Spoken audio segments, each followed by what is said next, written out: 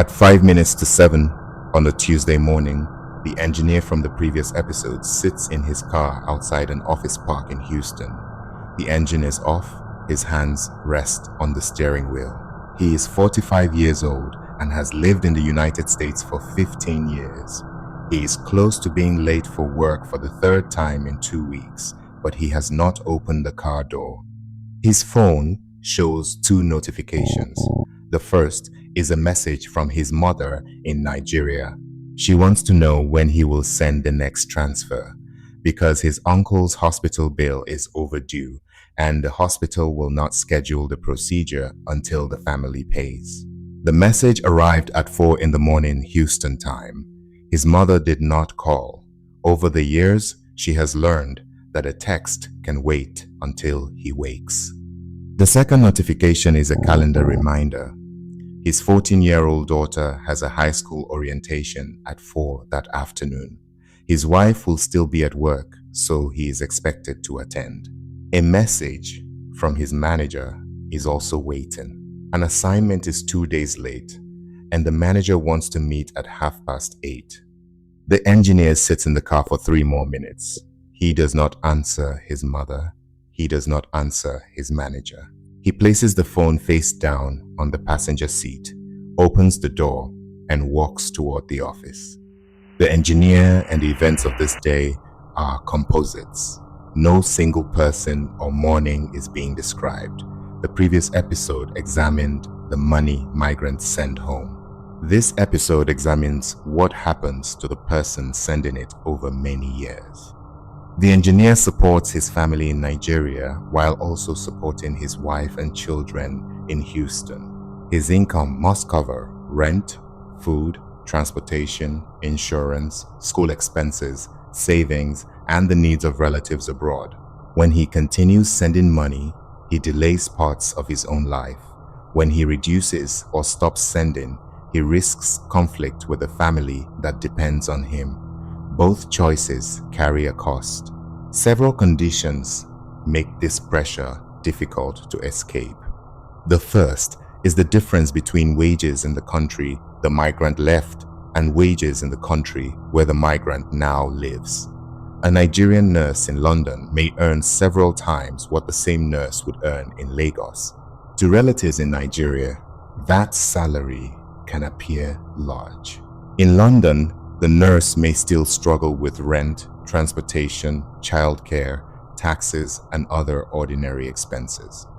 The family at home measures the income against Nigerian costs. The migrant must live with British costs. The 2 calculations produce very different ideas about how much money is available. The same migrant may appear wealthy to relatives at home and remain financially insecure in the country where the money is earned. The second condition is time. Many people leave home believing the move will be temporary.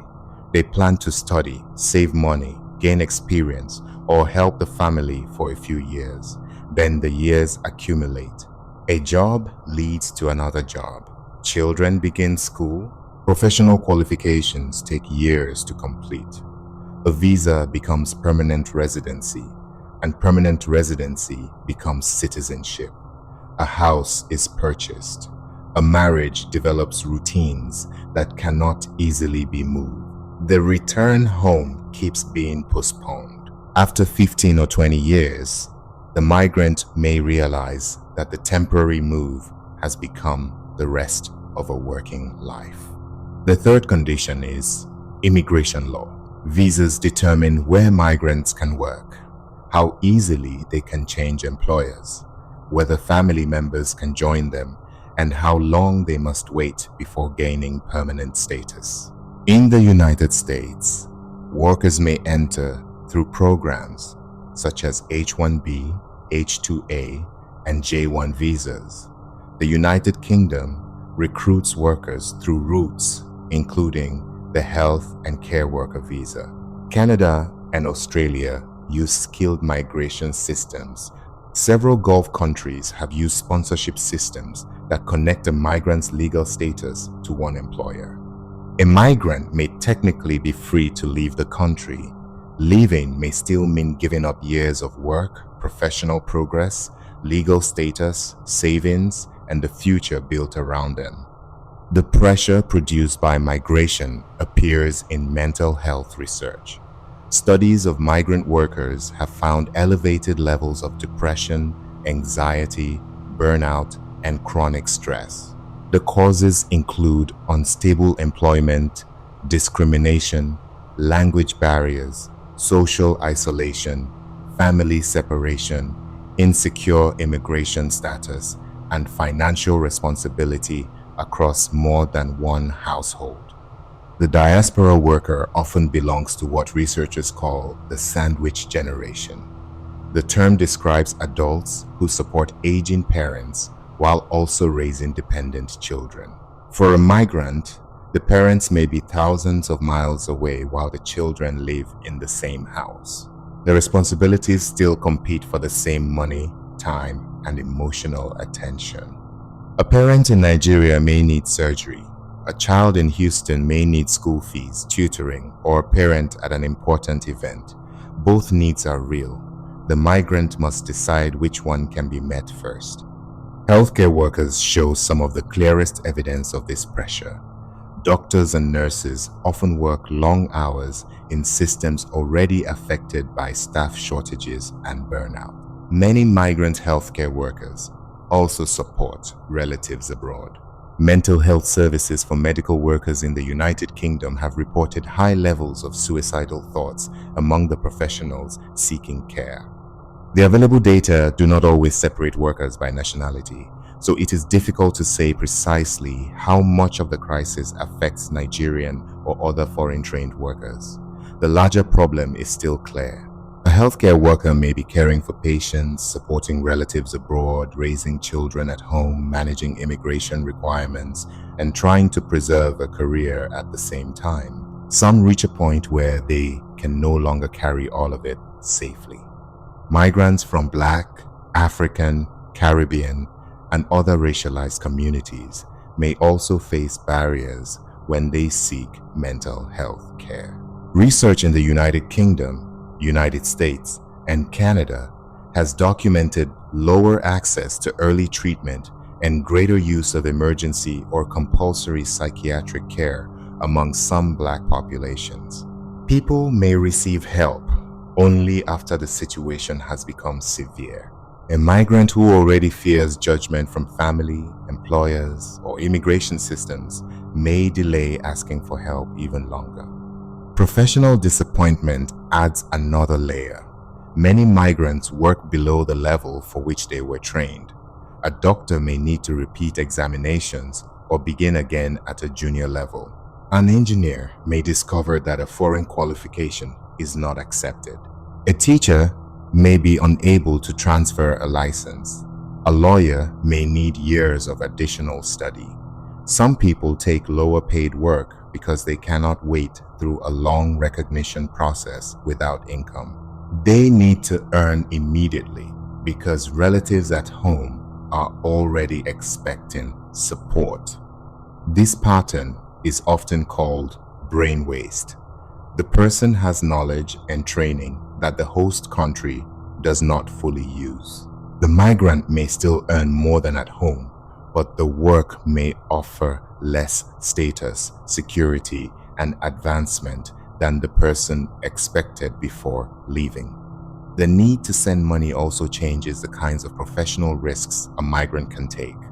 A person supporting relatives abroad may be unable to leave a stable job to begin a business. They may be unable to take an unpaid sabbatical, return to school, change careers, or accept a lower salary for work they find more meaningful. The household at home cannot absorb the consequences if the risk fails. The migrant remains in the safer job. Over time, the safer job may become the only realistic option.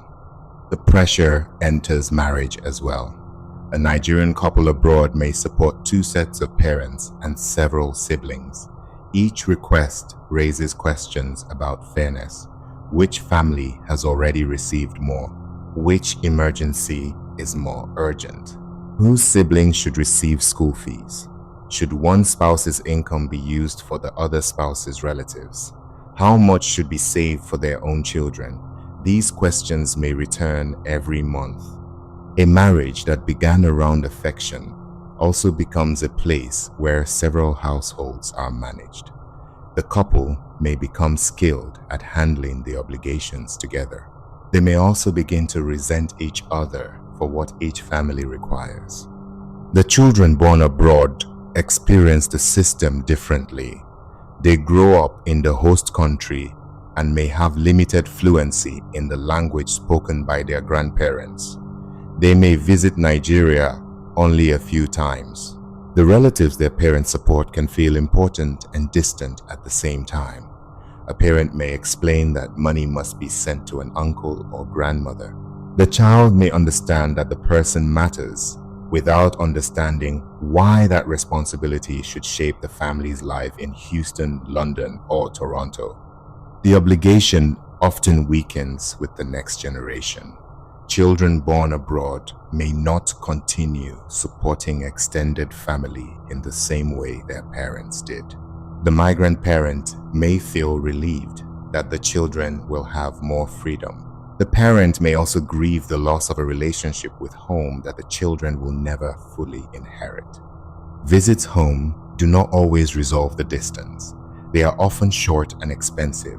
The migrant arrives with a list of people to see, ceremonies to attend, gifts to bring, and problems to help solve. The visit may involve little rest.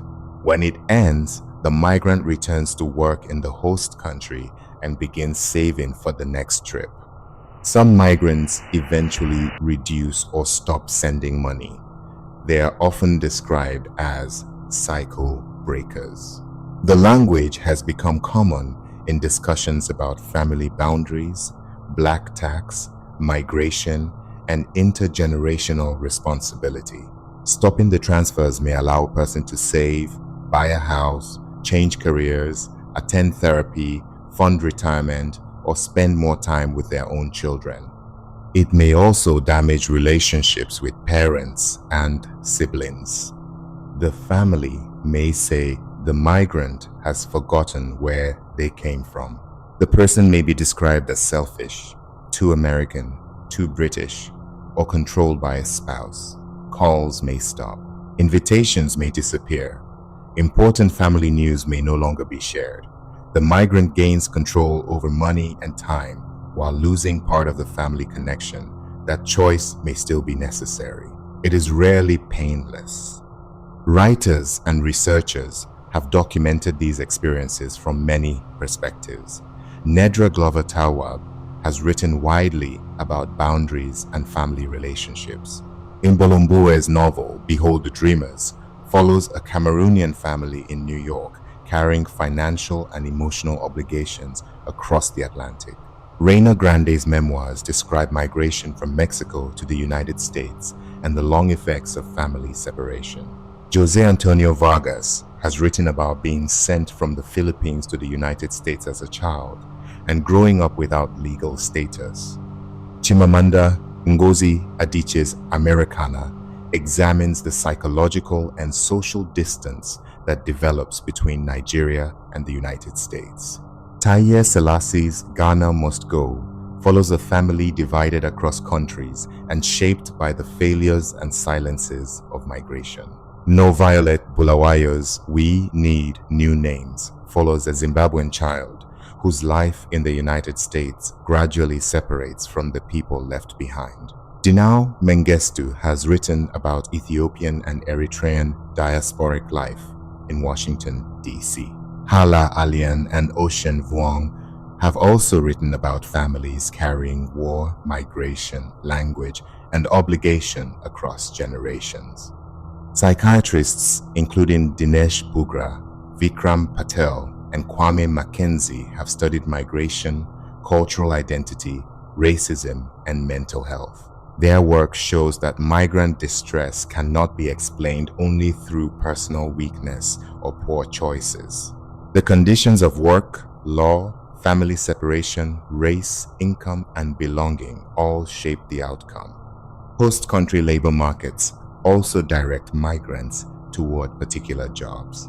Foreign-born workers are heavily represented in healthcare, elder care, domestic service, transport, construction, hospitality, warehousing, and manufacturing. This happens partly because employers actively recruit from particular countries.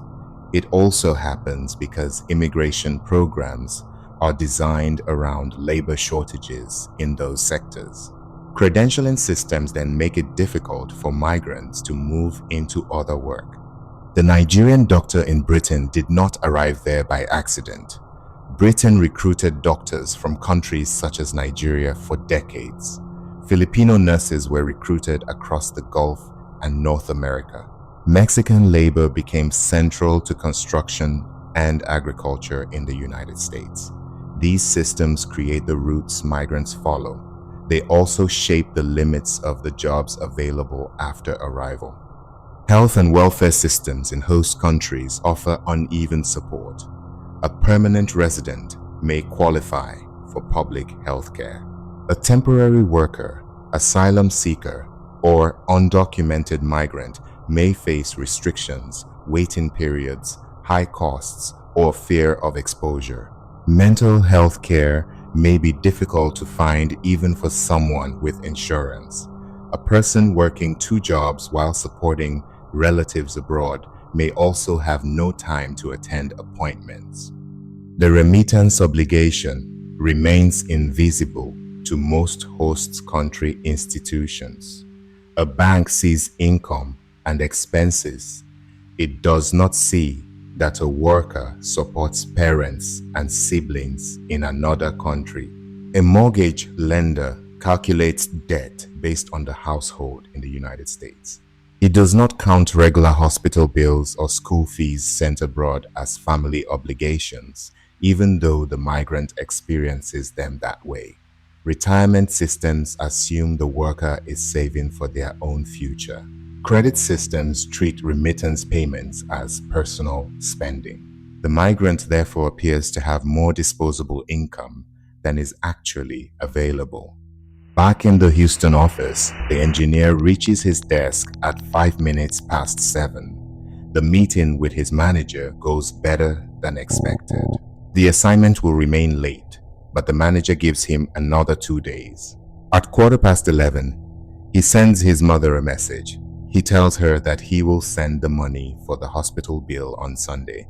She replies with one word in Igbo, Dalu, thank you. He places the phone face down and continues working. At 3:30, he leaves for his daughter's orientation. He reaches the school 5 minutes before 4. His daughter waits near the entrance. She is 14 and taller than her grandmother, whom she has met only 3 times. She does not speak Igbo, although she recognizes Dalu when she hears it. Her father walks toward her. She waves. He waves back. They enter the school together. After the orientation, he stops at the grocery store and drives home. His wife arrives around 7. Their younger daughter sits at the kitchen table doing homework. He cooks dinner. They eat. He washes the dishes. Later that night, he calls his mother. It is 10 in Houston and 5 in the morning in Nigeria. They speak for 26 minutes. They discuss the hospital bill. They discuss school fees for another relative. They discuss a naming ceremony he will not attend, but will be expected to support. His mother does not ask about the orientation. They do not discuss his wife or daughters. He does not bring them up. He goes to bed at 11:30. At 1 in the morning, he is still awake. He gets up and returns to the kitchen table. He does not switch on the light. He sits there for 40 minutes. Then he returns to bed. 4 hours later, the alarm rings. He gets up and goes to work. I know versions of this day. I know what it is to receive a request before the previous one has been fully resolved. I know what it is to avoid the phone, because answering it means deciding which responsibility will be delayed. I know what it is to continue helping and feel trapped by the help. I also know what it is to stop answering and live with what the silence changes. There are nights when the house is quiet and the migrant finally has enough space to ask whether this is the life they intended to build. The question may remain unanswered for years. The next episode follows a different conflict.